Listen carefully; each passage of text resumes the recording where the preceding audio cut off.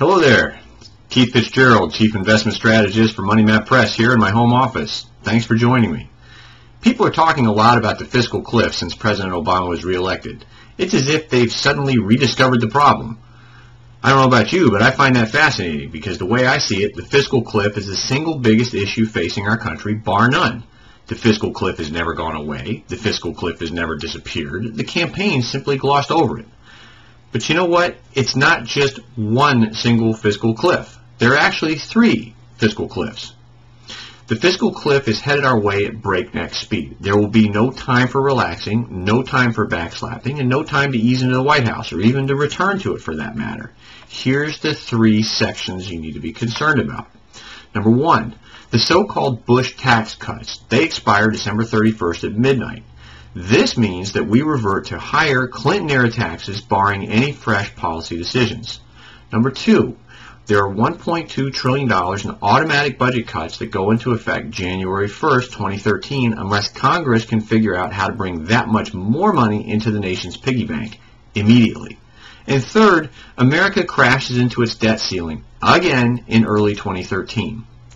Here's what people don't grasp about the fiscal cliff, or the three fiscal cliffs as I've outlined them, is that failure by our politicians to address any one of these could send our country into a recession again.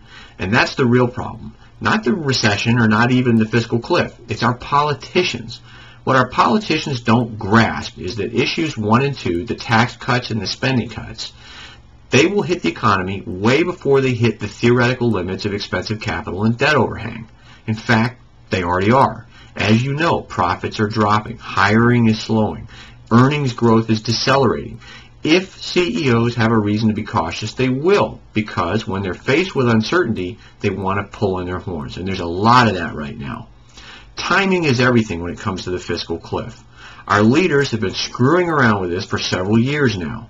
They might get a temporary agreement in place, but even that's not what it's cracked up to be, and that makes this very, very dangerous. When tax cuts expire, small businesses get undermined. Small businesses account for 60 to 70% of the jobs in this country.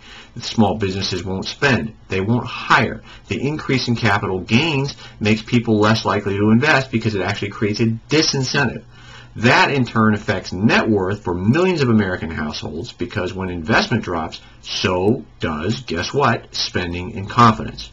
Then, because revenues drop, spending drops in the public sector. And that in turn increases deficits because the government will likely ride to the rescue again with yet more fiscal madness.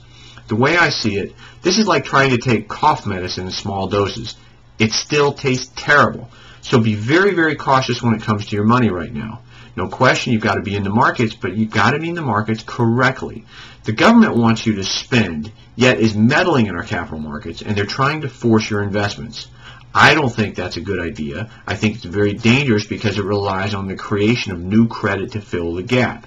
And that, mind you, is at a time when the fiscal cliff has been caused by too much money in the first place. More of it is exactly what we don't need.